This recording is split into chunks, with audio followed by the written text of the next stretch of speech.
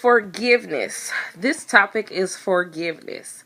The importance for forgiveness in the lives of believers, I believe, is not only just a part of something that we should do for ourselves, but I believe that it is something that we should do as a child of God. It is something that we should do also so that we can receive forgiveness. The most profound thing I've found is that a lot of us are taught to forgive and forget, and we don't truly understand how to forgive. True forgiveness comes by way of the cross. We would not know how to forgive people that trespassed us, and a lot of times, it is wrongly taught that when you forgive, you're supposed to just brush it on the road, forgive and forget, but that's not true. You're supposed to filter it through the cross, because we're not designed to make their sin acceptable. We're not to judge the situation, whether it's right or wrong. And so when we filter it through the cross, it takes away the sting of what happened. It takes away the betrayal, or it takes away the hurt, the pain, the embarrassment, the shame, the guilt that comes along with being trespassed against. But the remnant is still there, because of course we did not forget what happened. And I just really feel as though, once it's filtered through the cross and the blood begins to cover it, then we get to access God in it. How you access God through forgiveness is when your hands are open to receive something from God, because you've let go of hurt, pain in the past.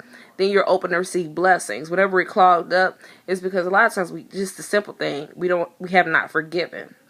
The word forgive, and I even wrote this in the paper, means giving forward. You giving this person forward, a proper position inside of your heart, a proper position of being debt free, not being indebted and emotional in your emotional realm, and then giving forward so that your hands are open so that God could begin to bless you with more. It could be with money, or it could be with spiritual gifts. It could be with endowment, being imbued with something that you were lacking prior to being wrongfully trespassed against. I often tell people, and I have to tell myself this as well, when you are betrayed, you are going to your next level. Betrayal pushes every individual to their next level. It propels them. If Jesus had not been betrayed, he would not have been propelled to the right hand of God and at the height of his ministry. He would not have actualized his ministry. A lot of times we go through betrayal, we go through hurt and pain. We do not like it. It does not feel good. You want to strike out. You want to go off. You want to snap out, cuss somebody out, and tell them where they can go and what they can put it to, or whatever.